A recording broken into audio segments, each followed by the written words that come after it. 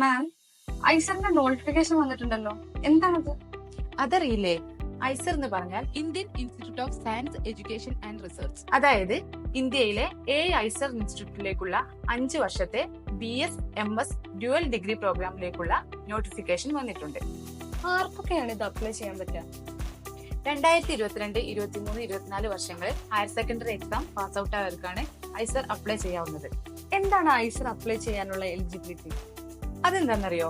Higher സെക്കൻഡറിയിൽ physics, chemistry, maths, biology എന്നീ 4 സബ്ജക്റ്റുകളിൽ ഏതെങ്കിലും 3 സബ്ജക്ട് നിർബന്ധമായും പഠിച്ചിരിക്കണം. ഈ എക്സാം അപ്ലൈ ചെയ്യാൻ ഒരുപാട് ഫീസ് ഉള്ളൂ? SC ST PWD കാൻഡിഡേറ്റ്സിന് 1000 രൂപയും OBC ജനറൽ കാൻഡിഡേറ്റ്സിന് 2000 രൂപയുമാണ് ഫീസ് വരുന്നത്. എനിക്ക് ഇതിന്റെ എക്സാം ഡീറ്റെയിൽസ് ഒന്ന് പറഞ്ഞു തരും? ജൂൺ 9 നടക്കുന്ന ഈ എക്സാം കമ്പ്യൂട്ടർ ബേസ്ഡ് ആണ്. iceradmission.in എന്ന വെബ്സൈറ്റിലാണ് ഇത് അപ്ലൈ ചെയ്യേണ്ടത്.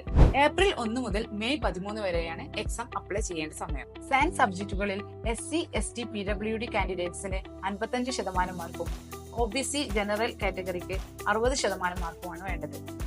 കൂടുതൽ വിവരങ്ങൾക്ക് iceradmission.in എന്ന വെബ്സൈറ്റ് സന്ദർശിക്കാവുന്നതാണ്. Thank you.